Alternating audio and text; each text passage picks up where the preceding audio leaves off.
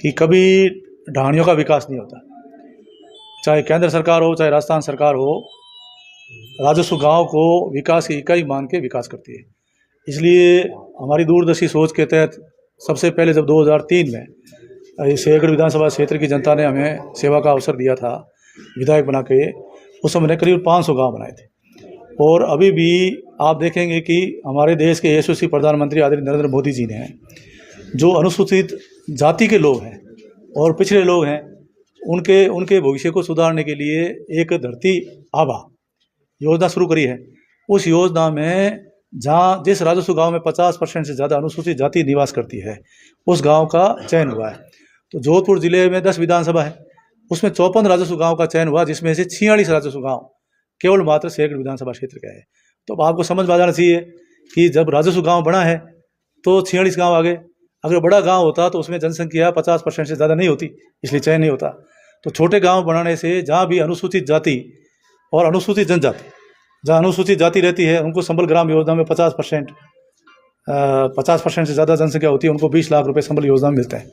और अनुसूचित जनजाति के लिए भी जो गांव है और 50% से ज़्यादा है, अब उन लोगों को 25 विभाग मिलकर के सारी सुविधाएं, पानी है, बिजली है, सड़क है, चिकित्सा है, शिक्षा है, प्रधानमंत्री आवास योजना है, सारे काम 25 विभाग मिलकर के वहाँ करेंगे। यानी कि अनुसूचित जनजाति में कोई अभाव नहीं रहेगा और सारी बुनियादी सुविधाएं लागू होगी। अब उसमें सड़क भी आती है, पानी की VTC बनती है, बिजली आती है, 3 फेस आती है, आंगनबाड़ी आता है। राजस्व गाँव को जोड़ करके ग्राम पंचायत बनती है। ग्राम पंचायत मुख्यालय पर 12वीं विद्यालय आ जाएगा, उप स्वास्थ्य केंद्र आ जाएगा। पंचायत मुख्यालय की सुविधाएं जो केंद्र और राज्य सरकार तय करती है उस मुख्यालय को मिलती है। फिर पंचायतें जोड़ करके हम पंचायत समिति बनाते हैं।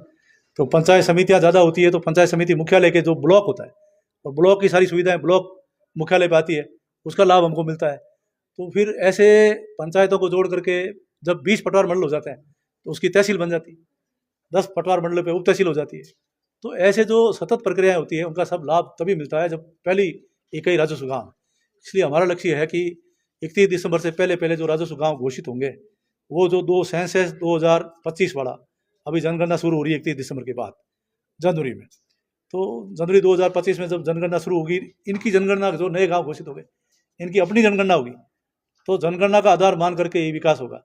तो हम चाहते हैं कि 31 दिसंबर से पहले हमारे गांव घोषित हो, ऑनलाइन हो जाए, और 31 दिसंबर के बाद जब 1 जनवरी 2025 को नई जनगणना होगी और उन जनगणना में हमारे राजस्व गाँव की जनगणना हो जाएगी, तो स्वतः उनको जो सरकार की योजनाओं का लाभ मिलता रहेगा, जिससे हमारा शेरगढ़ एक विकसित विधानसभा क्षेत्र बनेगा और एक आदर्श विधानसभा क्षेत्र की ओर अग्रसित होगा।